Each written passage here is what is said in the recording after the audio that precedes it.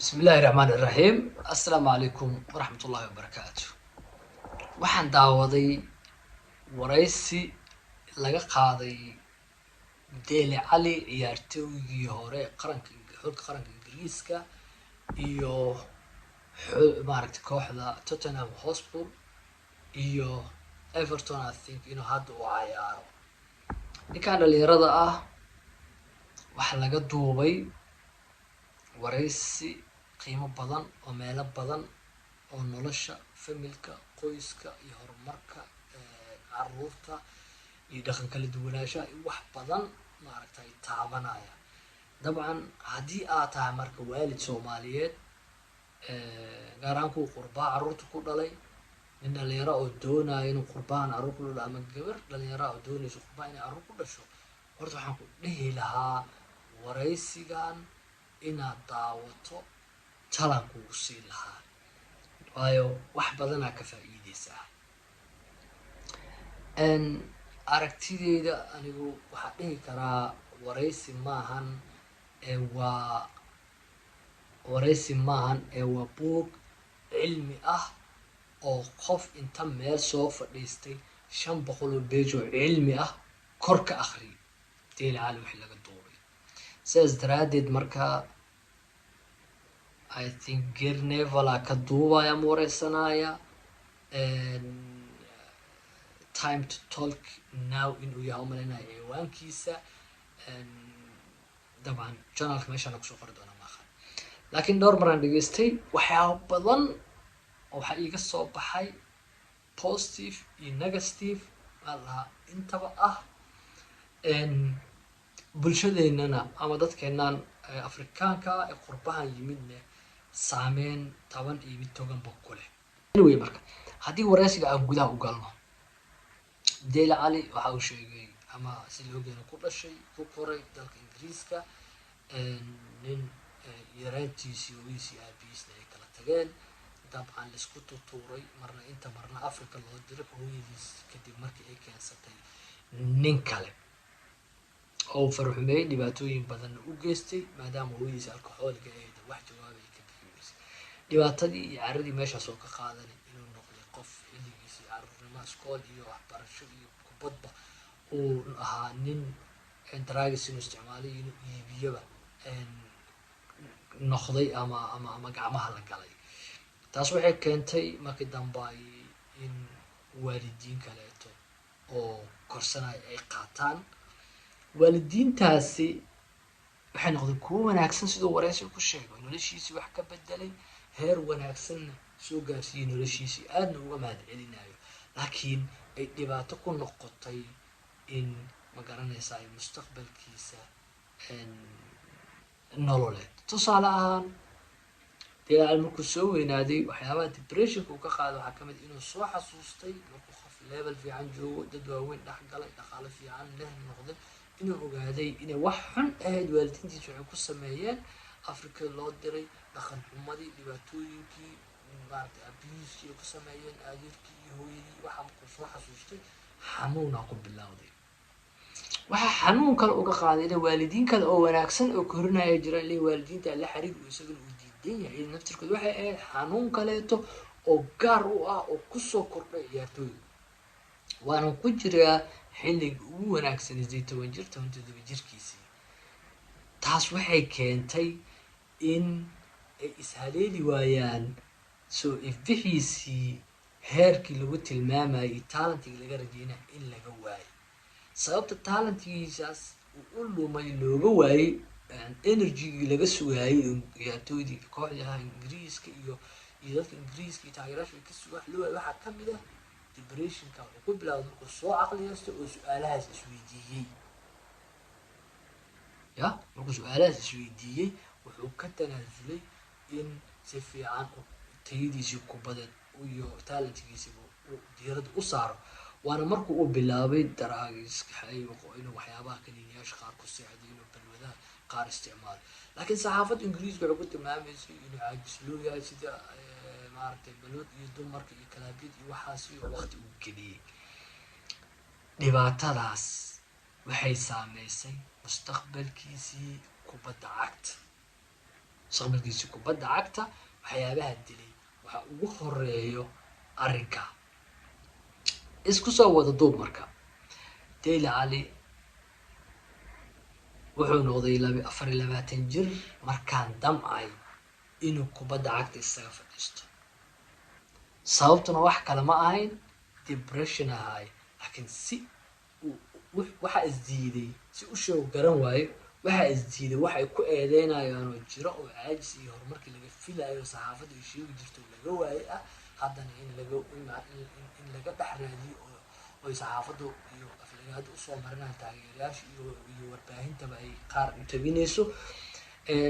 laakiin wuxuu dafarsan yahay depressionka haay inuu hoos u dhigay markaa. laakiin muhiim waxaa ah inaan fahamno wareysigii sida ku cad in talada saaxiibadiis wanaagsan uu helay kadib uu garowsaday inuu xanuunsan yahay inuu dhakhtar u baahan yahay. dad aan u booqday laakiin markii dambe lagula taliyay inuu dhakhtar professional aado, waana markii keentay inuu Mareykanka aado. Mareykanka marka waxyaabaha uu ka faa'iiday waxaa ka mid ah inuu dhakhtar wanaagsan oo high level mental clinic ah inuu helay. waxaa ku fahmaysaa marka horta kow inuu hadlay waxaa fahmaysaa waa la daaweeyey wax badanna neef waa ka soo fuqday. hadalkiisayna ka mid tahay dad badan wada hadal badan wareysiyo fara badan waxyaabo badan oo qalad u arkayay laakiin ay sababeen xaaladaha iyo wadciyo kala duwan in loogu macneeyo oo hadda ka nafisay. waxa labaad ee ugu muhiimsan marka waxaa waaye in dhakhtarkaas ama clinicaas daaweyn uu u sheegay su-aalihiisii iyo wareysi kadib hooyadiis uu ka cariisnaa xataa sidoo asiga sheegaya in uu hadda ka xumeyn dhibaatooyinkaas sababta ay ugu dhacayeen inay tahay alcoholic, inay tahay qof aanan hadda heer maskaxeed aada loo xukmi karin ay tahay, dad noloshoodu aada u adag tahay inay tahay darteed in ay dhibaatooyinkaas dhan usoo dhaceen. sababtoo ah ninkaa marka horumar noloshiisa gaaray wuu ogaaday waxaan dhan dhibaatooyin qalad waalid ka yimaada inay ahaayeen. wuu ka carooday, wuu jaray, dee weligiisna lama hadlin sida uu ogyahay yani in muddaan lama hadlin. waatay gaareen waalidiintiis markuu magac yeeshay oo ciyaaraha iyo waxaasayta waalidiinta koriya ay contract iyo waxaas u sameynayaan. waatay warbaahinta inta soo istaageen oo ay dhahayaan wiilkeeni waa la iska isticmaalayaa uu asigana diiday oo waalidiintiis saxdaan u dafiray. waxaa keenay waxay ahayd in markaa uu arkayo waalidiintiis inay waalidiintan koriya ka fiican yihiin sababtoo ah mustaqbalku waana u sameeyey kuwaasna way ka dileen. taas waa caadada ugu weyn wax ku abuuray oo sii fogeeyey. laakiin hadda uu soo dibcay wuxuu dareensan yahay in waalidiintiis oo loo sheegay sidii markii la daaweyey kadib aan ka hadlaynaa in waalidiintiis ay qaldanaayeen xasba duruufta caqliga garashada heerka garaadka alcoholic inay yihiin iyo nolosha adaga ku nool yihiin inay keentay. sidaas daraadeed marka waxaan leenahay wareysigaasi wuxuu dad badan ka shaafinayaa hadda martabadooda meesha ay marayso. waxa sababta u ah horta inay u baahan yihiin inay ogaadaan kadibna ay aadaan dhakhtar caafimaad kadibna maskaxdooda talooyin ay usoo helaan waxyaabaha qaaraan waajibka iyo daruuriga iyo muhiimka ahayna inaad ka tegi kartid, waxa muhiimka ku ahna inaana way fiican aa u qaban kartid. marka waxaan rabaa marka aragtideyda wareysigaas inaan faalo iyo sida ila tahay in aan wax ka bixiyo talana aan maaragtay uga dhiga dadka inay qaataan wareysigaas wixii ka soo baxo. wareysigan ama hadalkan Dele Alli laga duubay waa cilmi ka hadlaya dhaqanka dadka Afrikaanka ah ee yimid wadamadan galbeedka ku ilmo dhalay ama iskeenay ama ku dhashay ama ku guursaday dabcan ama qoys ku noqday noloshoodu ka hadlaya. wareysigan wuxuu kaloo ka hadlayaa uu iftiininayaa hooyo iyo aabba kala tegay dhibaatada iyo saameynta ay carruurtooda ku leedahay. wuxuu ka hadlayaa hooyo iyo aabe noqday alcoholic ama dad balwad leh dhibaatada ay carruurtooda yani ku keeni karto.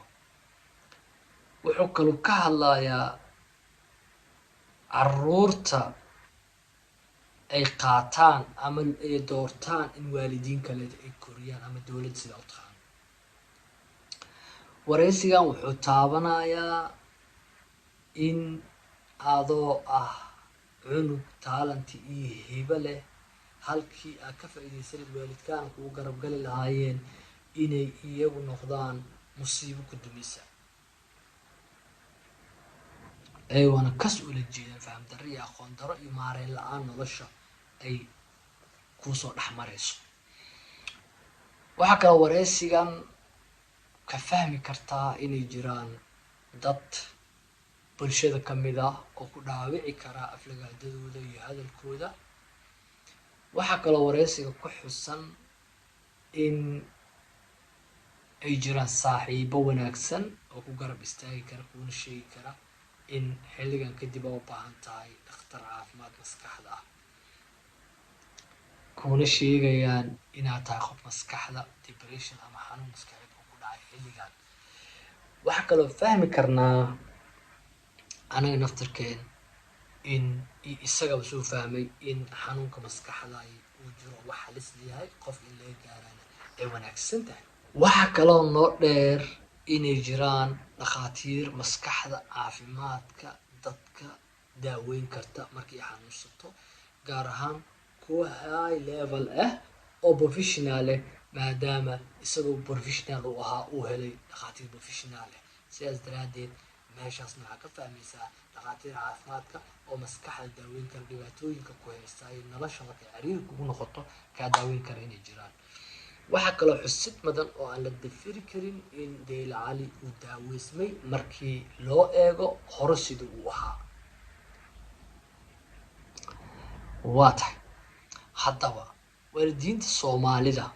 iyo dadkeenan madowga ama africa sidaan dhihi karna qaaradda africa kasoo jeedayay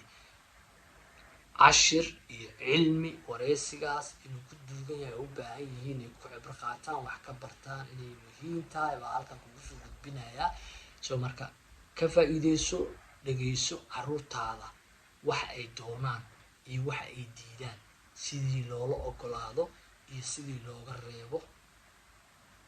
inaad fahmi kartid inay muhiim tahay meeshaasay ku xusan tahay oo aadan adiga caruurta wada googoyn. isku soo wada duub marka guud ahaan Dayle Cali wuxuu sheegay waxaa ugu muhiimsan dhaqan kala duwanaanshaha iyo culture-ka Afrika inuu dhibayo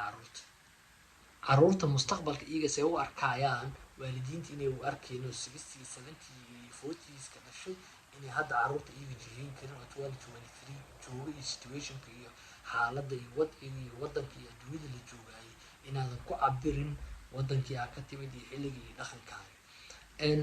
sidoo kale waxaa ka fahmaynaa caruurta in Africa loo celiyo horumar inay tahay oo loo raadinayo inay waxba kaba jirin badankeed oo problems waalidiinta eegaysta dhexda caruurta laiskugu tutuura. tusaale ah waalidiintiisoo kala tagay habarta alcoholic ah oo nin kale taashay dartiisaa laiskaga fogeynaya biisoo Africa jira amreerihiisa loo diro lasoo celinaya mabeen waana sababta keentay 7 jir uu ku bilaabay inuu ballood yeesho. so caruurta jooga 2023 ee horumarkooda garan kara iyo iskuul iyo waxaa fahmi kara meesha ay u raadin karaan iyo bulshada ay ku nool ka dhex raadin kara inaad taada u celisid fahamkaada iyo garaadkaada iyo garashadaada waxay keenaysaa in caruurtan ka halaabaan adigana aadan waxba ka keenin. sidaas daraadeed dhibaatada aad ku dhigta hadday qarsadaanna inay lumiyaan sida Dayle Cali oo kale taalantigii nolosha iyo mustaqbalka iyo xigmadii aqoontii kasoo bixi lahayd inaad ku dhex dishid. kam meeqo Dayle Cali ka wanaagsan oo soo bixi lahayd baa waqti looga dhumiyay inta uwad iyadoo laga duulaayo odagaan kala tagnay nin kala soo guursanaya naagtaan kala tagnay naag kala soo guursanaya odagaan ku xumeynaya ilmaha wax soo baraya ilmaha dhaqan iyo adiga awooyaashood soo baraya awooyaashood si loogu waday waxaa meesha ka baxay in a time 10 jir ilaa 20 jir oo marka ugu badan cunuga uu jiheynayo diiradda mustaqbalkiisa meesha uu u jeedin lahaa energy iyo powerka uu u gelin lahaa waa waqtigaas 10 ilaa 20 jir. sidaas daraadeed marka meeshaasayna uga soo dhintaa. haddii aan dhahdaan qur-aanka wax wanaagsan dadka waxaas leeyahay qur-aanku naftirkiis Afrika iyo inta ay xifdiska ku wanaagsan because dad badan oo ku xifdiyeen waa lagu arkay isku soo wado hadalkii waxaan kusoo duubaya caruurtaada iyo adiga inaa isku faham ahayn ay u badan tahay ee aamin adiga kuwaan inay noqdaan kuwa mustaqbalkooda iyo waqtigooda ka faa'iidaysta oo la jaan qaada jiilka iyo dadka iyo meeshay ku nool yihiin iyo sida adduunka hadduu shaqeynayo qof ku taageera oo ku bushkareeya inaa noqotid waalid ka shaqeynayo allah ka ariyo so waalidiinta fahamkooda inay kor usoo qaadaan waxay kala badbaadinaysaa iyaga iyo caruurta waxay horumarinaysaa caruurtan inay mustaqbal yeeshaan ee balaayo iyo problemkaa gelin hal midna waa ogsoon tihiin caruurta soomaaliyeed waalidiinta soomaaliyeed waxay u yaqaanaan horumar cunuga soomaaliyeed in uu u noolaado sida iyaga ay u noolaayeen oo kale laakiin way ka weyn yihiin caruurta soomaaliyeed inay u noolaadaan adigoo 60 iyo 70skii soo dhashay ama soo noolaay jawigii iyo fahamkii iyo horumarka waxaa u garanaysay inaa cunug hadda adduunyada saa u horumartay aa isku jimaysay sidaas daraadeed meeshaada cunuga ma imaan karo horumarkana ma aha midka adi aa fahmaysid keliya ee adigaa lagaa rabaa cunuga booska oo taaganya inaa imaadid oo aad cover u noqotid oo ku dhex ilaalisid noloshan iyo qurbahan adoo ku riixaaya ku caawinaya inuu raadiyo waxa uu horumarka nololeed u yaqaano marka deela cali guud ahaan taariikhan ka baranaynaa dad badan oo dhibaatadan haysatana waa jiraa si u sheegaanne waxay ku xiran tahay horta marka hore inay dhakhtar caafimaad ay booqdaan wassalaamu calaykum waan salaamayaa